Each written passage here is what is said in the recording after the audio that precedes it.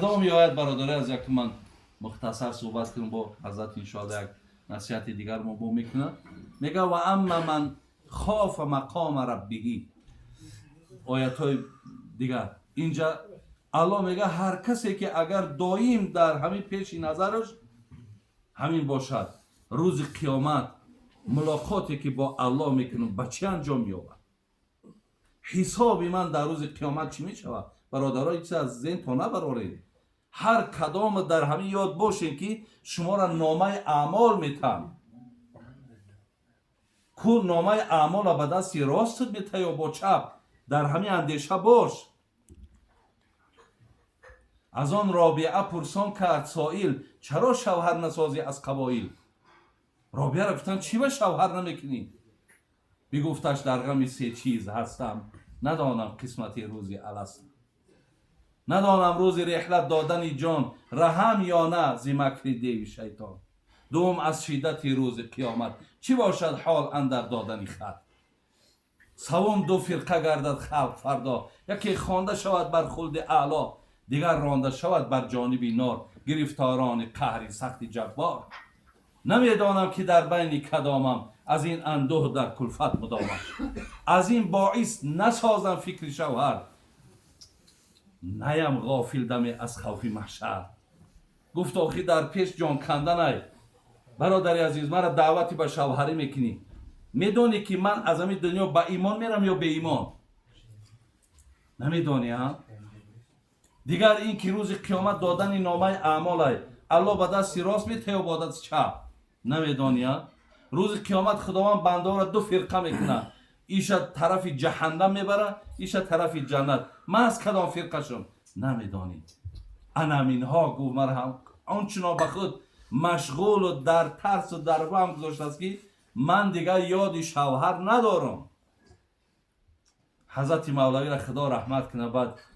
بعد به طرف این مردکایی که در اعتقاد و در رویش از رابعه پسترم بعد چی گفت؟ نگر ای مردی سالیک همت زن، ای مردکا زنک نگه کنی، نگر همتی زن که آن زن تاج مردان است، تو زن. او مردک گفت، تو زنک توی گفت. علم نبود به مردی ریش مایه، باز او خر را کلانتر ریش خواهد. اگر به همی گو مردک جدا شود ای خر کلانتر ای. بود مردی نشان غیرتی دین، اگر مردی بکن این رخش رازی. به هر مطلب به کس همت بکار است، که به همت به هر دو کون خواه است. برادرای عزیز، ترس انا ترسی که حتی دیگه یاد شوهر نمیکنه. لو تعلمون ما اعلمون لضحکتم و لضحکتم قلیلا و لبکیتم کثیرا. اگر شما میدانستین آنچه را من میدانم، پیامبر گفت شما تا مردن تون خنده نمیکردید، شما فقط گریه میکردید. ولا خرجتم الى الصعودات تجأرون الى الله تبارک و تعالی. شما در کوچه رنگ نمی دیوانایی که وغس کم میگردن، آنچه را من دیدم، آنچه را من میدانم، شما میدیدین و میفهمیدین. رنگ دیوانای کوچه داد گفته میگشتین، میگفتن دیوانه ام. آنچه را که من میدانم. هر کسی که در پیشگاه پروردگار راست شیدن شه برادر عزیز دایم از ذهنش دور نکنه. همین خیلی باید من مردنی هستم، ایمان میبرم یا نه؟ حضرت مولوی مسلمان بودن تو کی به کار است؟ مسلمان مردن اینجا اعتبار است. اینجا مردنی با ایمان رفتن اعتباره، مسلمان بودن نمیگه. عزیزانی که از گریه نیاسود همه اندوه و خوفی خاتمه بود. او بزرگایی که میگه گریه میکن برای چی؟ خاتمم چی میشود؟ یک کم مهنت ها کردم، زحمت ها کشیدم، آیا نزد الله قبول هست یا نه؟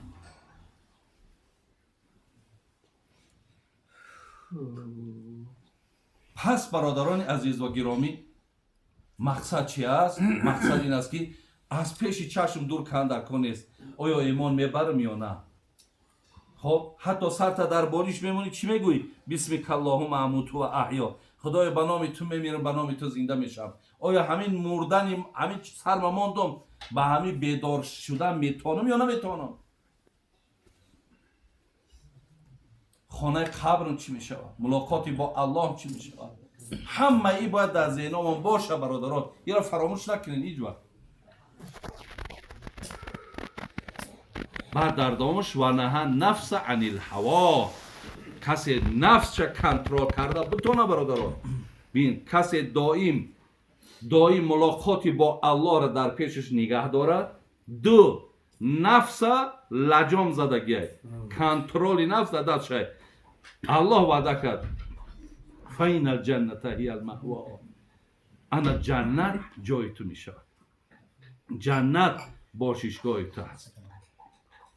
هر کسی این چیزایی را که من برای شما گفتم از پیش نظرتون دور نکنید و دوم نفساتون را کنترل کنید.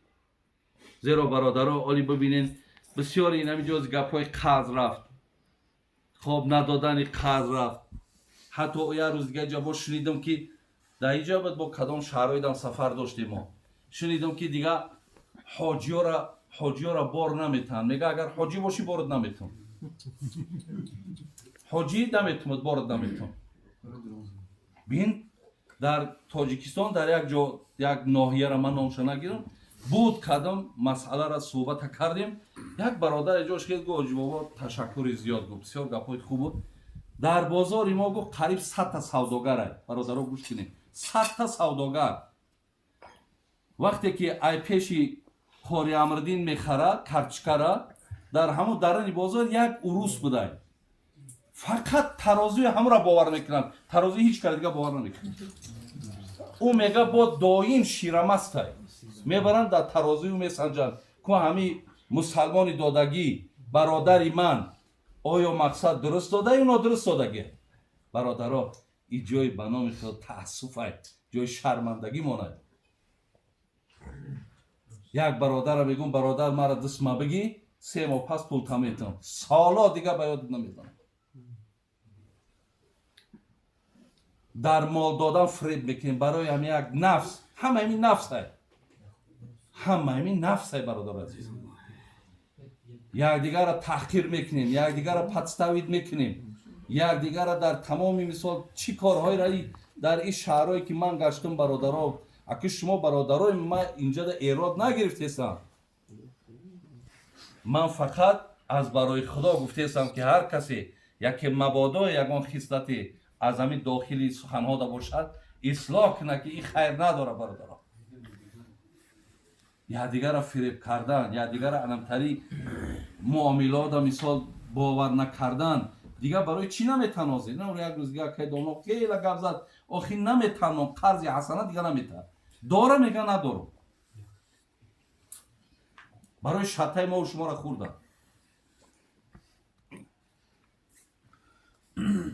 ابیذر غفاری روایت میکنه، حدیث امام مسلم در کتابش میاره، میگه ثلاثه لا یکلمهم الله یوم القیامه ولا ینظر الیهم ولا یزکیهم ولهم عذاب علیم. 3 نفری هست برادرها، الله میگه روز قیامت ما با اینا گپ نمیزنم، اینها مقصد حقی صحبت ما را ندارن.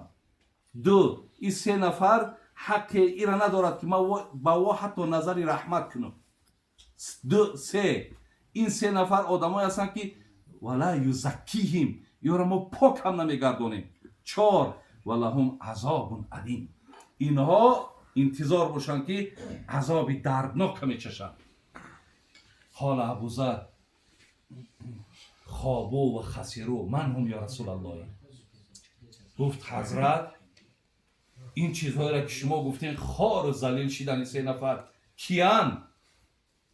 بگو گوش کنیم. فقرأها رسول الله صلی الله علیه وسلم 3 مرات. 3 بار میگه پگو 3 بار. بعد از آن حضرت المصبح، کسانی که برادرها پاچه را به خاطر کیبر ای شیطانی همین استخوانی که داریم در برک از همین پایان میکنه و به خاطر کیبر، به خاطر مثال ناپسندیه.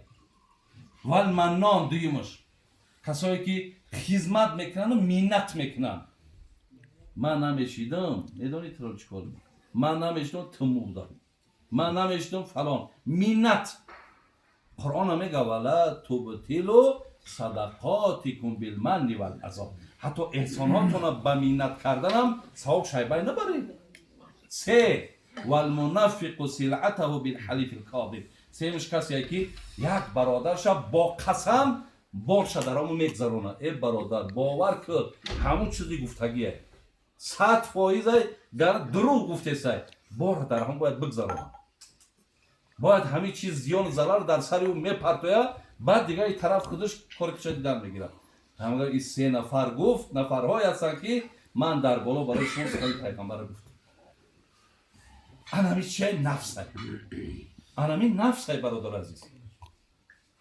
برای همین خدا رحمت کن حضرت مولوی را میگو گر کشی فرعون نفس خیش را در زمان موسی عمرانت کنه نفس هیچ وقت در یگان همین مصرهای عزیزای خدا هیچ وقت نفس در راستش برادر عزیز سخن اینه کمکی نیست زیرا قرآن سوره یوسف اعوذ بالله من الشیطان الرجیم این نفس لاماره بالسوء خدا میگه هر آینه نفس شما را به سوی بدی میبره حضرت ابن حجر اسقلانی میگه من توهم ان له ولیا اولا من الله قلت معرفته بالله و من توهم ان له عدوا اعدا من نفسی قلت معرفته بالنفسی کسی بگه که من از خدا دارم با مهربانتر کسی دارم میگه این خدا را نمیشناسانی زیرا از خدا در مهربانتر کسی نیست کسی گوید که این نفس میگن دشمنای ای دا با ما دشمنای سخت دارم میگه این نفس نمیشناسم این میشناخت نمیگفت که ای نفس با من دشمنی سخت دارم برای برادر عزیز همه این بدبختی که در باید ما میشه ای حساب نفسه یک قصه میکنم دوام میکنم یک آدمی میگه همین کلان میگه در آمد میگه خانه در آمد همه خیستن دویدن سلام یک عابد یک بیچاره یک آدمی با حکمت یک آدمی که این امروز کار کرد برای ما مثال 10 شدگی 6 تا ذکراش کردن گرفت و من میگه در بالای سرش گفت تو کی ایجاد نمیخیزی تو میدونی که من کی کسی را بخوام از همین شهر گو به درگاه میکنم 10 آدم همین رنگی تو را به درگاه کردیم 10 آدم های دیگر را امر کردگیم نابود کردگیم تو کی گفته با عظمت پیش من بخیزی گفت من از تو در زورم